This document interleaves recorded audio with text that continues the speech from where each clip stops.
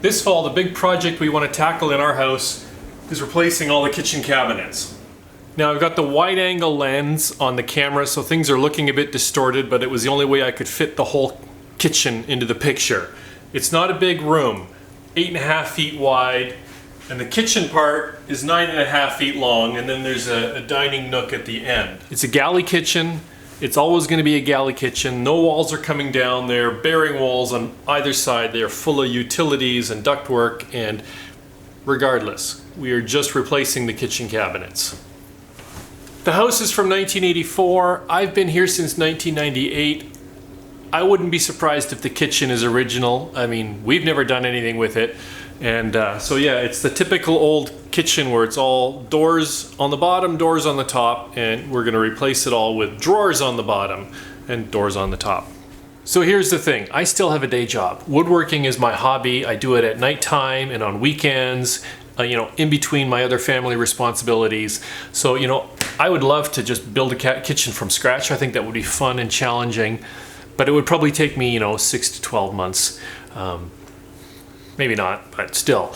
And that's just not realistic. We need to get this done, much quicker than that. And so we're going with an Ikea kitchen with a major caveat. I actually, I've been through Ikea. I like their cabinets. I think they have a pretty decent system. But we frankly don't like most of their door styles. It's white, off-white, or gray seems to be the colors that they have. I'm exaggerating, but still. Anyways, the plan is that we're going to get Ikea cabinets, and then I'm going to make the doors and the drawer fronts for them. And we'll see how that goes. And what we're going to do with that is I'm going to practice first on the pantry. So I flipped the camera around. Down at this end of the kitchen, we got the hallway to the front door, and we got this little wall here against these closets. We used to have a big fish tank here. I built this stand a number of years ago, and this is going, and in its place we are going to have a tall pantry because our kitchen is small. We need more. Anyways, it's going to be a shallow 15-inch deep pantry, 80 inches tall. We've ordered 3 Ikea cabinets that I'm putting together for that, and I'm going to skin them in solid cherry and cherry plywood, and that sort of is my experiment. If we're happy with how this turns out, then the whole kitchen is a go. Actually, there's no question about whether we're doing the kitchen or not. The only question was whether it was going to be Ikea or not. It's going to be Ikea. But anyways, let's talk about bulkheads now. So as you can see, I've already been doing some exploratory surgery. These are the bulkheads above the uppers. They are 10.5 inches tall. They're common, a lot of people have them, and a lot of people want to get rid of them, and we're included in that number. Here's the problem though. When the house was built, what often happens is they will use the bulkheads for access space, and we've got a problem here. The end of the row, we've got 2 heating ducts that are sort of dodging up around into the bulkhead space. Behind these cabinets is a bearing wall. So the heating ducts are coming up the wall, but then they're running around the header at the top. And a little bit of wiring here. On the opposite side, we also have a little bit of plumbing. We got some plumbing pipes that are coming in. So that's only 2 cabinets affected. So our plan is still that we're going to rip these completely out so that I can build. We can rip these out so we can install 40-inch tall cabinets instead of the typical 30, and that'll give us a little bit of extra space that we would really like to have. And the cabinet here at the end and on the opposite side of the kitchen where there's plumbing, I'm going to have to do some hacking to those cabinets to make them work.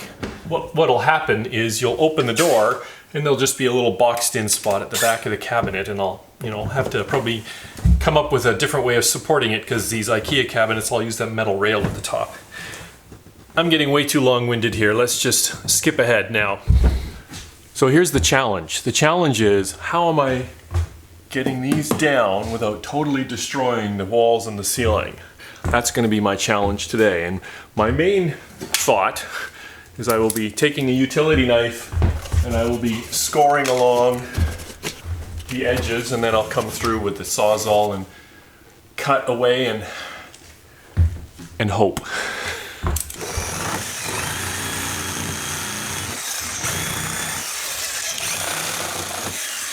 So it's actually several days later. I sort of cut off the camera and didn't really film much of the destruction. First of all, it was a dusty mess, and I had my son helping me. He didn't really want to be on camera, and of course filming just doubles or whatever adds to the work, and we just needed to get these down. That said, it was a real success. I had both bulkheads down by noon on Saturday. I started in the morning. Cabinets, they hang on the wall. There was a little bit of trim here that was attached between the two, but basically these cabinets are independent of the bulkhead, so I didn't even have to take any cabinets down. I got a pretty clean line here. I did not destroy any bits of the ceiling. And the new cabinets, the Ikea cabinets, are 15-ish inches deep, so the new cabinets will actually cover it, so I won't even have to do any patching. I can just fit some drywall in there. I won't have to worry about feathering things out. So the ceiling's good. The light fixture is still a disaster. We tried getting one replacement light fixture. We're still looking for a light fixture there. And of course it looks terrible because there's hot spots in my camera right now. But let's bring you in closer and we'll talk about the issues that are still ahead of us. So here on the kitchen side, there's these two heating ducts that I knew were going to be there. So with a bit of drywall here and a drywall there, these are going to protrude in about 9 inches into whatever cabinet. So I'll have a little 9-inch by probably 9 by 9 box up at the top here that I have to box in at the first cabinet. This is the cold air return. It goes upstairs to one of the upper bedrooms, so I have to still put a little box here. I thought about just drilling through here, but it is a bearing wall, and a little nervous about doing that, even though right here I've got a heating duct and they completely cut through the top there.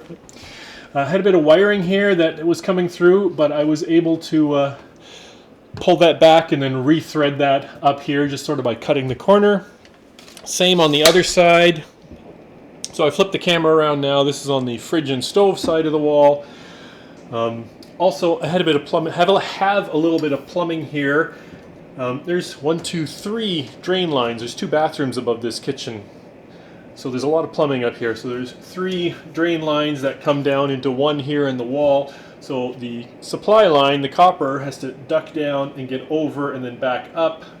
But really, that is pretty much going to be flush with the drywall. This probably will not stick into the cabinets at all. Here, there's a little bit where there's the plumbing that cuts in. I'm just going to box it up. Yeah, sure, I could take this apart and try, feeding it over to try to minimize things. It ain't worth it. I'll just be making a little, 3 or 4 inch wide box. Again, about 9 inches in, so it'll just have a little bit of protrusion into the upper reaches of one of the cabinets. Won't be an issue. Here also, there was some wiring that ducked through, and I was able to pull it back and drill it through. Had to take this cabinet down because I had to get all the way into the wall. Yeah, it's off screen there. Had to dismount this cabinet because I had to open the wall to roughly about here, about 10 inches above the outlet down here, so I could loosen all the clips holding the wire and pull the wire back and then reroute it through the joist space. So yeah, I'm kind of cranky with the electrician back in 1984 that he was dodging through here and caused me this work. On the other hand, everybody was doing that, so I can't really blame the electrician.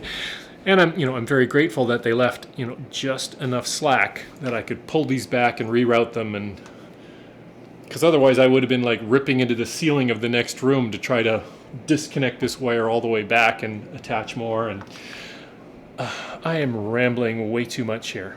Let's just stop. Yeah, I think my battery's about to die too. So I'm skipping forward in time again. I picked up a sheet of drywall and I patched the area above the bulkheads. Again, I'm counting on the fact that the Ikea cabinets are bigger than these, so I don't really need to patch this crack here. So I've just been worrying about the 4 corners, the 4 ends where it's going to be visible. That's the only place I've really had to patch the drywall.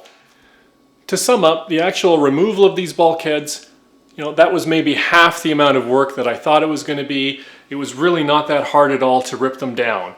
The real challenge, that's going to come when I get to installing the cabinets and I have to work around those obstructions, but that's going to be in another video. So that's about as far as I was going to take this video, and I know it was a real talk video, but I thought it was important to set the stage for the project that's coming.